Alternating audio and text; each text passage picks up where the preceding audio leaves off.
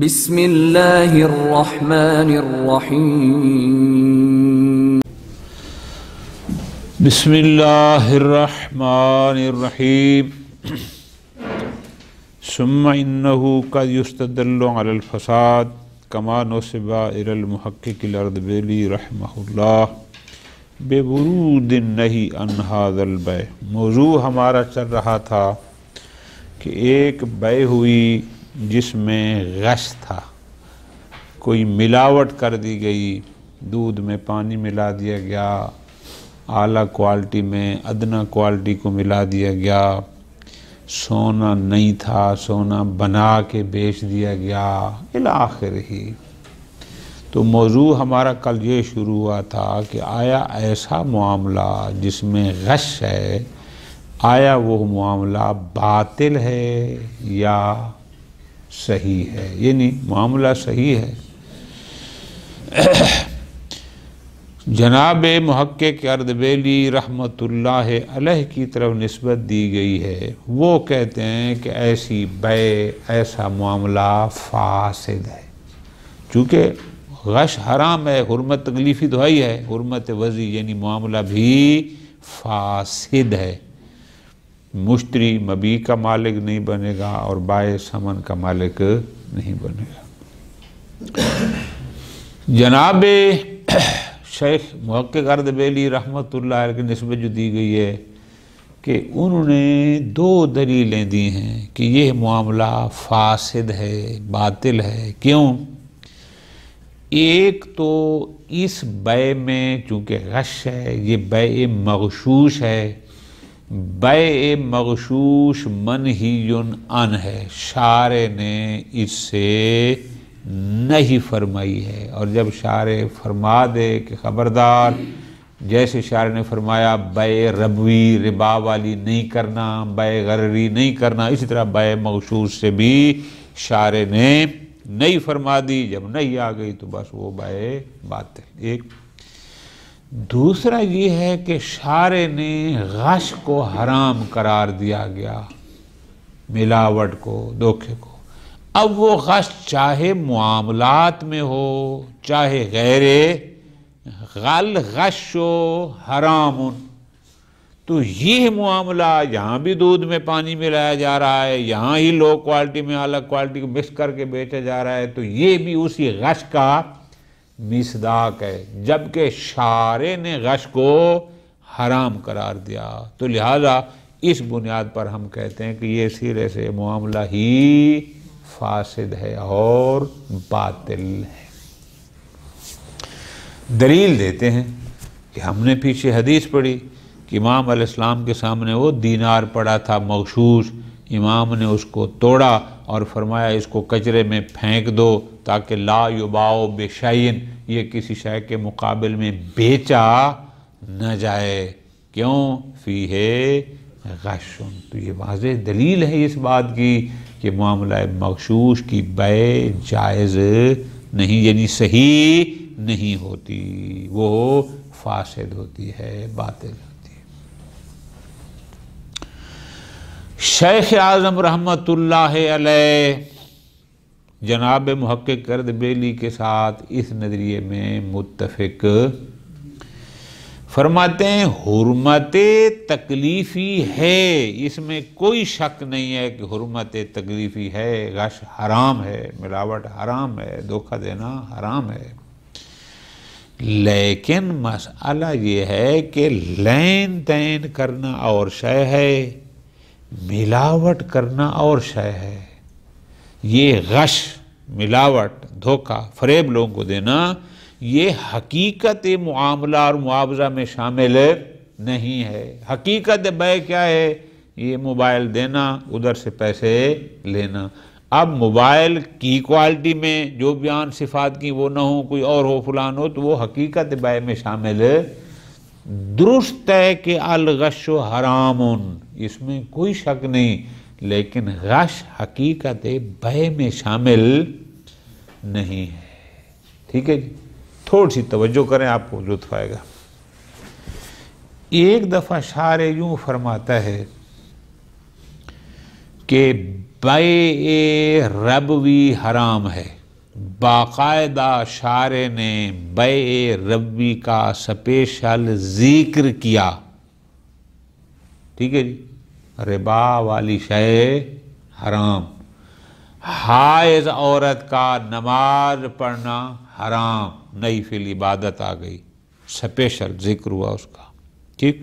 اب یہ کیا ہوتا ہے، بسا اوقات شارع ایسی شے سے نہیں فرماتا ہے کہ ذات العبادت، جیسے کہا کہ صلاۃ الحائض، اس سے نہیں، تو ذات عبادت سے نہیں فرمائی۔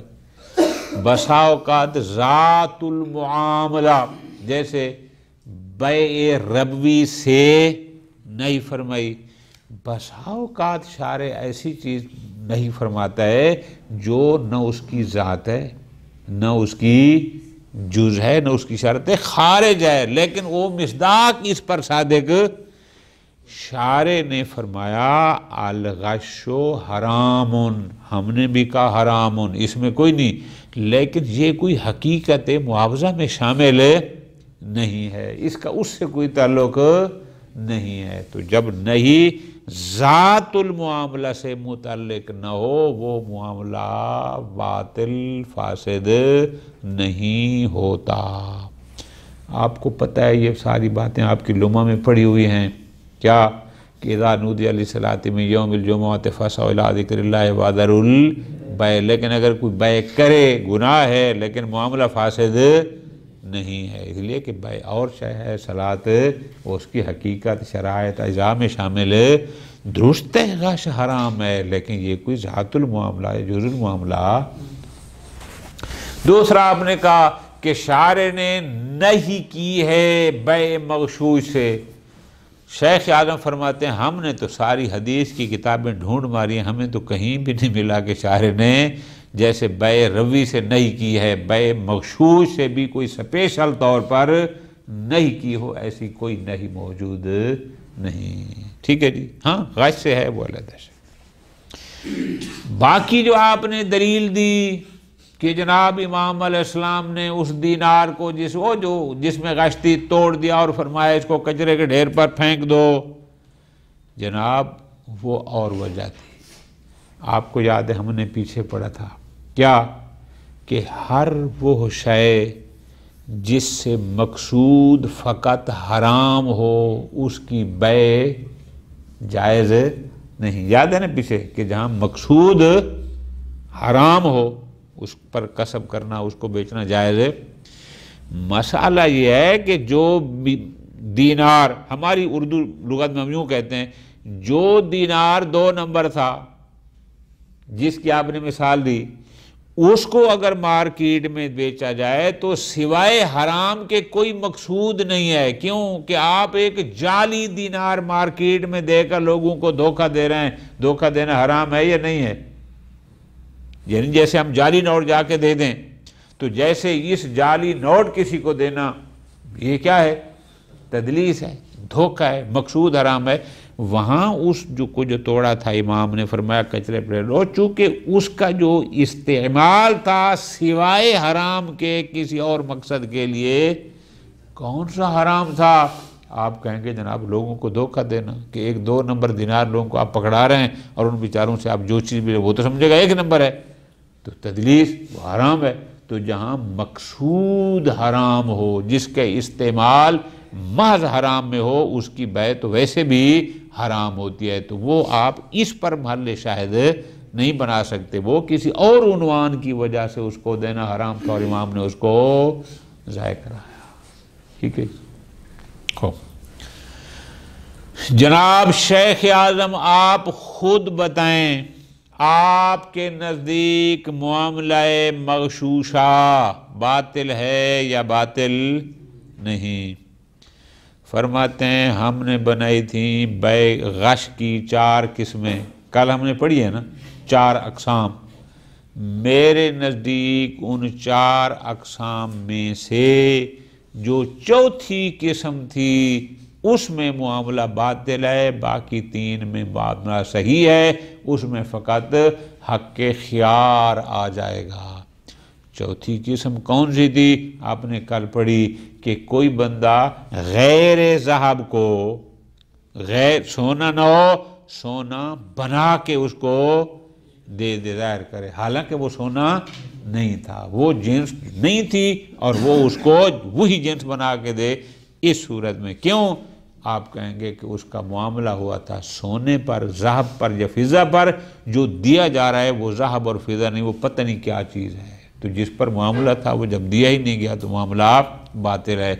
باقی جو پہلی تین قسمیں ہیں، اور جید میں ردی کا امتزاج، دودھ میں پانی کا امتزاج یا فلاں، اس میں معاملہ باطل نہیں ہے، البتہ اگلی پارٹی کو اس میں حق خیار حاصل ہو جائے گا۔ ٹھیک ہو گیا؟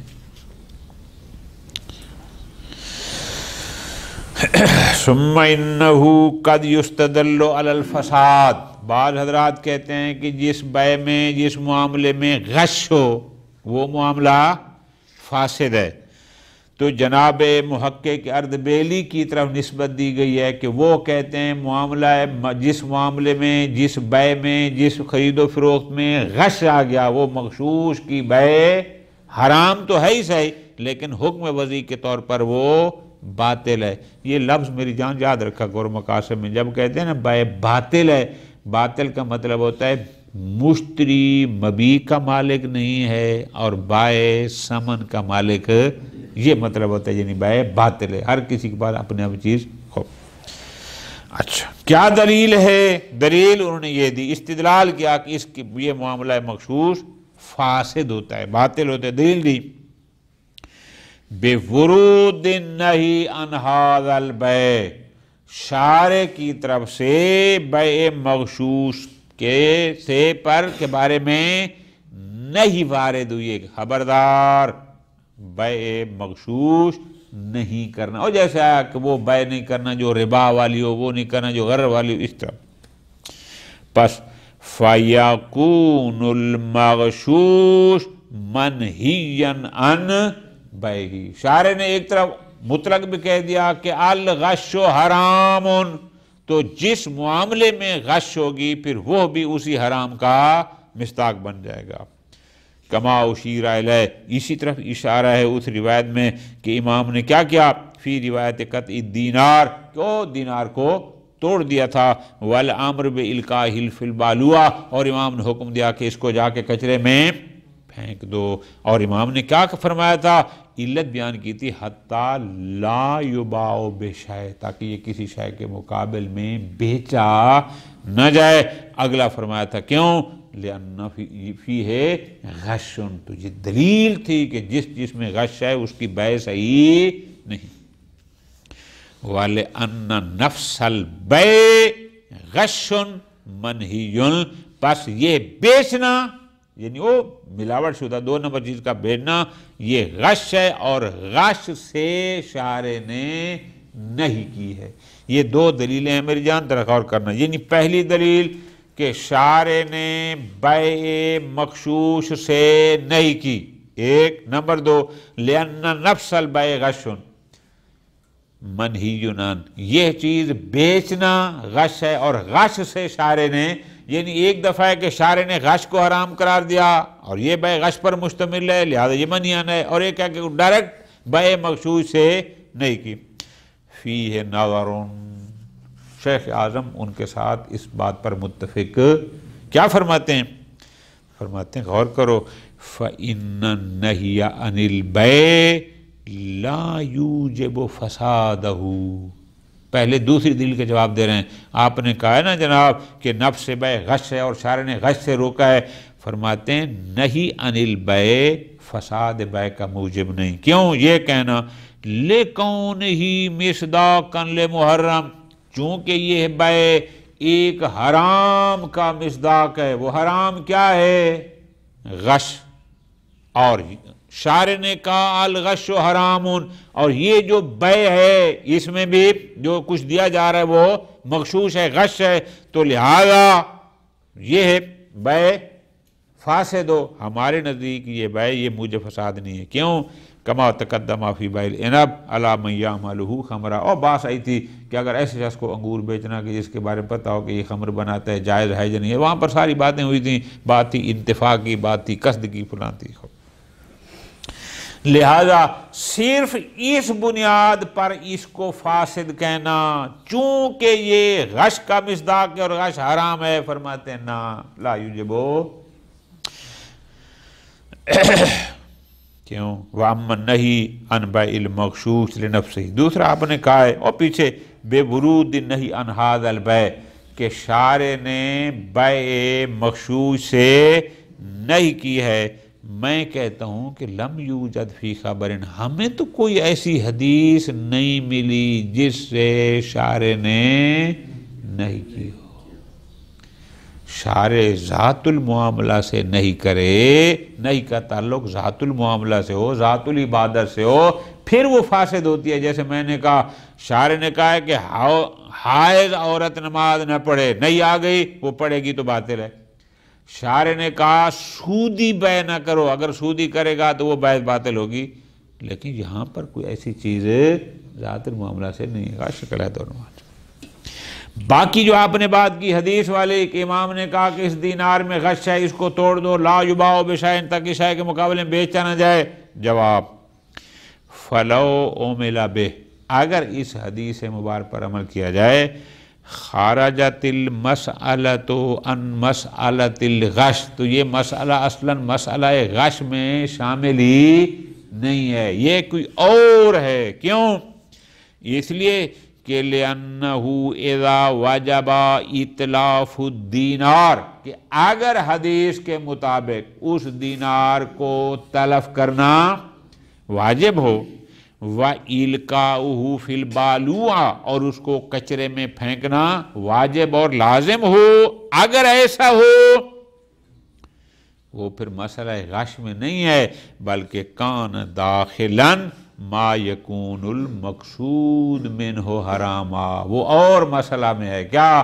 کہ ہر وہ شے جس سے قصد حرام کا کیا جائے وہ باطل اور فاسد ہے، یہ پھر اس مسئلہ میں ہوگا، مسئلہ غش میں۔ کیوں؟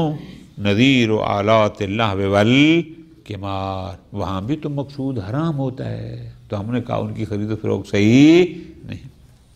وَقَدْ ذَكَرْنَا ذَلِكَ فِيمَا يَحْرُمُ الْاِقْتِصَابُ بِهِ لِكَوْنِ الْمَقْصُودُ مِنْهُ مُحَرَّمٌ، آ چکا۔ ہم نے کہا تھا کہ ہر وہ شے، توجہ کرنا میری جان، ہر وہ شے جس سے مقصود حرام ہو اس سے کسب کرنا بھی حرام ہے، یہ بھی اس بحث میں شامل ہوگا۔ کیوں؟ 2 نمبر دینار کسی کو دینے میں مقصود حرام ہے، تو اس سے پھر کسب کرنا بھی، بھائی میں اگر 2 نمبر نوٹ کسی کو پکڑا دوں، جعلی نوٹ، یہ تدلیس اور دھوکہ ہے یا نہیں ہے؟ اور دھوکہ حرام ہے، تو مقصود حرام ہو گیا۔ فرماتے ہیں فَيُحْمَلُ الدِّینار الْمَضْرُوبِ مِنْ غَیْرِ جِنْسِ النَّقْدَیْن، اب فرق کرو، ہم کر دیں وہ عمل جو امام نے کہا کہ دینار کو پھینک دو، تو عمل کہا کہ یا دینار سرے سے وہ سونے اور چاندی کا نہیں تھا، یا اس سے، یا وہ من غیر الخالص منہما، وہ خالص سونا چاندی نہیں تھا، جبکہ دینار خالص سونے کا ہوتا ہے اور درہم چاندی کا ہوتا ہے، وہ ان سے تھا ہی نہیں۔ اب یہ اگر دیا جا رہا ہے تو یہ ہے لِأَجْلِ تلبیس علی الناس، امام نے کہا اس کو پھینک دو اس لیے تاکہ لوگوں کو ساتھ دھوکہ نہ ہو۔ وَمَعْلُومٌ، اور ادھر ہمیں علم ہے کہ أَنَّ مِثْلَهُ بِحَيَاتِهِ، کہ یہ دینار جو سونے کا نہیں ہے کسی اور شے کا ہے لیکن ظاہراً سونے کا لگ رہا ہے، اس کیفیت میں لا يقصد منہ الا التدلیس، یہاں سوائے تدلیس اور دھوکے کے کوئی اور مقصد نہیں ہے۔ پس فَهُوَ آلَةُ الْفَسَاد لِكُلِّ مَنْ دُفِعَ إِلَيْهِ، جس کو بھی دیں گے اس کے لیے وہ آلہ فساد ہے۔ وہ ایسے ہے جیسا کہ وہ آلہ غنا ہوتا ہے، آلہ قمار ہوتا ہے، وہاں بھی تو مقصود فقط حرام ہوتا ہے، یہ بھی اسی طرح ہے۔ أَيْنَ هُوَ مِنَ اللَّبَنِ الْمَمْزُوجِ بِالْمَاءِ، شیخ اعظم کہتے ہیں جناب دودھ ملا ہوا پانی ملا ہوا دودھ، اس میں اور اس میں زمین آسمان کا فرق ہے۔ دودھ میں پانی ملا ہو تو آپ اس سے جناب کسٹرڈ پکا سکتے ہیں، تھوڑا زیادہ ابال کے پی سکتے ہیں، آپ اس کی لسی بنا سکتے ہیں، آپ اس کو جناب روح افزا ڈال کے افطاری میں سب کچھ ہوتا ہی نہیں تھا، کوئی حرام نہیں ہے۔ لیکن 2 نمبر اگر آپ دینار کسی کو دیں یا اپنی زبان میں کہیں کہ جعلی نوٹ دیں، وہ تو صفر ہے، وہ تو کچھ بھی نہیں سوائے دھوکے کے۔ دودھ میں پانی کی مکسنگ کو ملانا اس دینار کے ساتھ کہ جو خالص اس جنس کا نہ ہو، ان کا آپس میں کوئی ربط ہی، وہ اور شے ہے، یہ بالکل اور شے ہے۔ پھر کیا کریں؟ شیخ اعظم جناب کا کیا نظریہ ہے؟ فرماتے ہیں، توجہ، یہ پہلا ذرا توجہ سننا ہے۔ فرماتے ہیں فَالْأَقْوَى حِينَئِذٍ فِي الْمَسْأَلَةِ، یہ جو مسئلہ ہے کہ جہاں مبی میں غش ہے، مقصود میں غیر مقصود کو ملانا، جید میں ردی کو شامل کرنا، صفت غیر واقعی کو اچھی صفت بنا کے پیش کرنا، یا غیر جنس کو جنس طور پیش کرنا، 4 اقسام ہم نے پڑھی ہیں۔ فرماتے ہیں میرے نزدیک صحت البیع فی غیر القسم الرابع، وہ جو کل ہم نے 4 اقسام پڑھی، جو چوتھی قسم تھی کہ غیر جنس وہ شاید سونے کی نہ ہو، سونا بنا کے کچھ پیش کرنا، اس میں معاملہ یقیناً باطل ہے، پہلی 3 میں نہیں ہے۔ اچھا، معاملہ اگر باطل نہیں ہے، جناب دودھ میں پانی تو ملا ہوا ہے، یا اس اعلیٰ کوالٹی میں اس نے لو کوالٹی مکس کی ہوئی ہے، معاملہ باطل ہے، تو پھر سب ٹھیک ہے؟ فرماتے ہیں نا، ثم العمل علی ما تقتضیہ القاعدہ عند تبین الغش، اب جب غش واضح ہو گیا کہ بھئی اس شے میں مکسنگ ہے، ملاوٹ ہے، تو اب ہم دیکھیں گے قاعدہ کیا تقاضا کرتا ہے۔ ٹھیک ہے جی، اب مثالیں دے کے سمجھا رہے ہیں۔ یہ پہلے میری جان، یہ تیسرے نمبر والی ہے، پہلے تیسری کا حکم ہے، پھر دوسری کا ہے، پھر جا کر پہلی کا ہے۔ فرماتے ہیں ان کان قد غش فی اظہار وصف مفقود، اگر اس کے ساتھ دھوکہ کیا گیا صفت مفقود، یعنی واقع میں وہ صفت نہیں تھی اور اس نے اس کو پیش کیا کہ ہے، معاملہ ٹھیک ہے، لیکن اگلی پارٹی کو ہوگا خیار تدلیس، معاملہ صحیح ہے لیکن خیار تدلیس۔